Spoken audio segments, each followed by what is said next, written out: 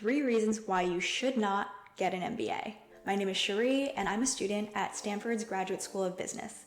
Last year, I was admitted into Harvard and Stanford's business school programs, and don't get me wrong, I've had an amazing first year at Stanford, but I want to be real with you and talk through some of the considerations that are pretty important. The first thing is the opportunity cost. Top business school program takes 2 years, and that means that's 2 years out of your career that you're not spent climbing the corporate ladder. As your coworkers and your peers are advancing their careers, you're in business school. You're not out there chasing the next project, the next opportunity, or getting promoted. Before I went to Stanford's business school, I was a product manager at LinkedIn, and I started my career in their associate PM program. By the time that I left my team, a lot of my peers were on track to become group product managers and directors of product. And because I left, I'm not on the exact timeline or path as they are. The second big thing to consider is the cost of going to business school.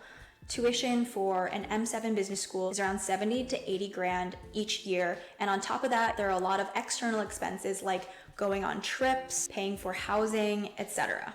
And so really it totals up to be $100,000 per year. Since it's a 2-year program, that's around $200,000. And most business school students end up paying for their expenses through savings, loans, employer sponsorship, scholarship, and also financial aid. The third really big thing to consider is if you even need business school to get to your career destination or your career goal. If you're a product manager right now and you want to be a product manager when you graduate business school, does it make sense to spend the time, the money, and the mind share to go do the same thing that you were doing before?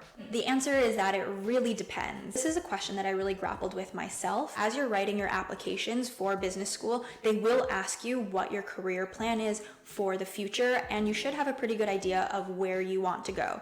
And of course, things might change, but you're gonna have to put an answer down in the essays. I really want to experiment with being an entrepreneur. Now going the startup route, Stanford has so many resources and classes to help with that. This is a funny video because despite the 3 things that I named, I am still in my business school program and I'm not going to drop out. I had a lot of conversations with people who were currently students and people who had graduated a couple years ago and also people who had graduated decades ago. And really where they netted out on what they got out from the experience was a network, not only that they gained for the 2 years, but a network that they have for life of both professional and personal relationships. Also, talking to a mentor of mine who had gone to business school, they prompted me to think about when I was 80 years old, and I looked back on my life, would I regret spending 2 years in business school, gaining new life experiences, meeting new people? When I'm 80, probably I won't regret that. Careers are very long, so being out of the corporate rat race for 2 years doesn't set you back that much. On the finances of the entire experience, I hope that I will be able to earn back my tuition and expense costs over the next several years because I went to business school. Yes, it is super expensive, but hopefully it will all be worth it when I'm an entrepreneur who got a lot of the connections and resources to build my startup at Stanford. I hope you guys enjoyed this video. This is the first video in a series of content that I'm making about my MBA experiences. I'm also interviewing a bunch of my classmates, and I'm excited to share their stories with you over the next several weeks. Follow me on the socials and subscribe to my YouTube. Keep up with more of my content.